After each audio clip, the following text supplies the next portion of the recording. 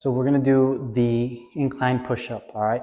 You really wanna focus on finding something kind of your rib cage height, maybe between your belly button and a rib cage, okay? So this pose right now is right at my belly button. That's perfect height, okay? So this is an incline, so it's elevated, right?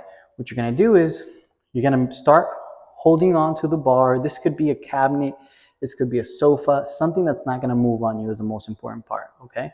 So I wouldn't use a chair, something that's not gonna move, right? You're gonna start off with the distance of your arms straight.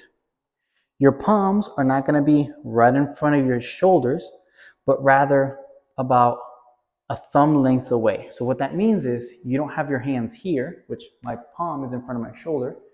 You want the palm to be outside of the shoulder. The thumb is almost right in front of the shoulder, right? So palms with your thumbs right outside the shoulders, arms straight, okay?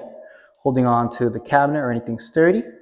From this position with your arms straight, you're gonna take one step back, okay? So if you notice, I'm bringing my foot, step back away from the foot, okay?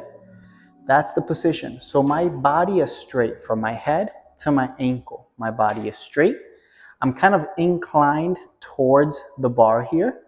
You want to make sure that your hips aren't back or dipped. Nice and straight from the ankles to the head. All right. And then you're going to bring your chest towards the bar. So you're going to breathe in, coming towards the bar, and then breathe out away from the bar. Important points here is that a couple mistakes that a lot of people make is that they move their chest without bringing their hips. So they'll do kind of like this mountain movement of leaving their hips back and doing this. See how my body's not straight, my butt's sticking out, right?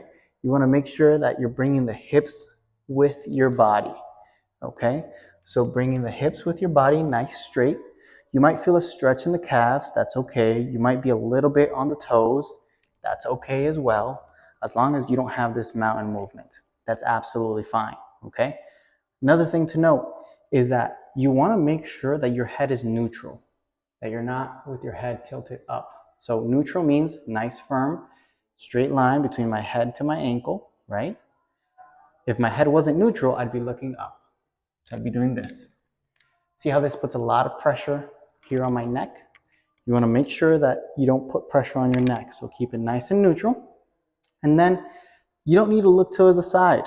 Keep looking straight, keeping your body nice and firm and pushing away. If the chest touches the bar or the cabinet, that's better. If you don't have that range of motion just yet, that's okay. It's okay to work towards that, okay?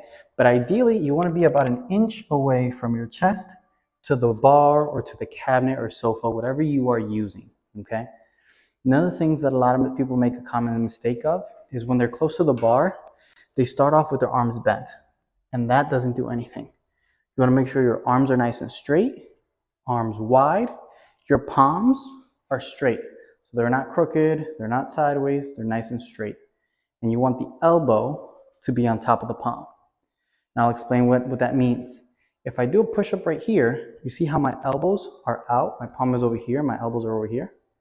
You want the palms to be out, so that way when I bend my elbows, they're right in line with the palm, okay?